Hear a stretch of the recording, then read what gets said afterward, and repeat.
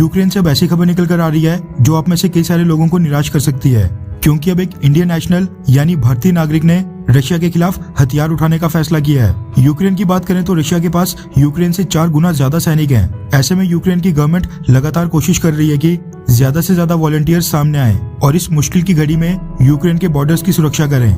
Ukraine में कई जगह सिविलियंस को हथियार चलाने की ट्रेनिंग भी दी जा रही है। पब्लिक सेंटीमेंट भी रशिया के खिलाफ यूक्रेन में उबाले मार रहा है और ज्यादा से ज्यादा लोग रशिया के खिलाफ हथियार उठाने के लिए रेडी हो गए हैं। इसी बीच अब इंडिया टुडे ने यूक्रेन से ग्राउंड रिपोर्ट कवर की है।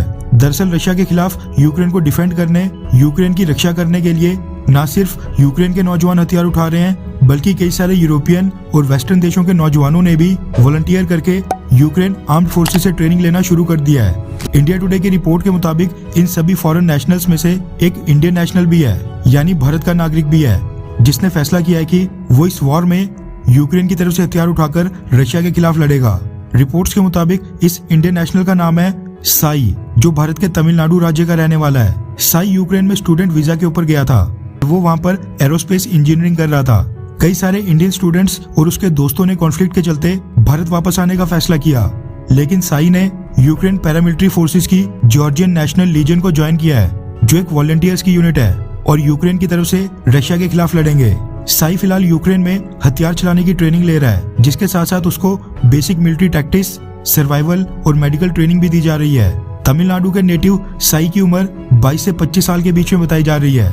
इंडिया टुडे की रिपोर्ट के मुताबिक इस वॉर के कारण जो उसकी स्टडीज और एजुकेशन के ऊपर इम्पैक्ट पड़ रहा है, साई ने उसका दोषी पूरी तरह से रशिया को बताया है। साई का कहना है कि वो हमेशा से आर्मी को ज्वाइन करना चाहता था और उसको अब यूक्रेन में कई सारे दोस्त और परिवार मिल गए हैं। इंडिया टुडे की रिपोर्ट के मुताबिक साई के साथ प्राइवेट विलियम नाम का एक व्यक्ति भी है, जो यूएस वॉर वेटरन और कॉम्बैट मेडिक है। वो भी यूक्रेन को डिफेंड करने अमेरिका से यूक्रेन आया है और वॉलंटियर करके अपनी सर्विसेज प्रोवाइड कर रहा है। इससे एक चीज तो साफ हो जाती है कि यूक्रेन की तरफ से विदेशों के कई सारे लोग लड़ रहे हैं, जिनमें अमेरिका, ब्रिटेन और नाटो देशों के लोग भी हो सकते हैं। हालांकि ये मुद्दा मीडिया में इतना नहीं उछला है और ना ही रशिया की तरफ से इस पर कोई प्रतिक्रिया आई है, लेकिन क्योंकि इंडिया टुडे ने इसको रिपोर्ट किया है, इसलिए हमने इसको कवर किया, ताकि आपको भी पता चले कि यूक्रेन की ग्राउंड रियलिटी क्या है और यूक्रेन में क्या चल रहा है। वैसे सबसे पहले तो यूक्रेन को अपनी तरफ से लड़ने के लिए फॉरेन कंट्रीज के वॉलंटियर को शामिल करना ही नहीं चाहिए था। इसके साथ ही इंडियन स्टूडेंट साई को भी एहसास होना चाहिए था कि वो यूक्रेन में न सिर्फ अपने आप को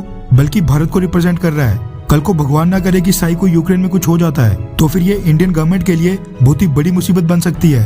आप सोचिए कि अगर वॉर में साई को कुछ हो जाता है, तो फिर साई की बॉडी को इंडिया वापस लाना, रशिया को एक्सप्लेन करना और भी कई सारी चीजें इसमें इन्वॉल्व हो जाएंगी।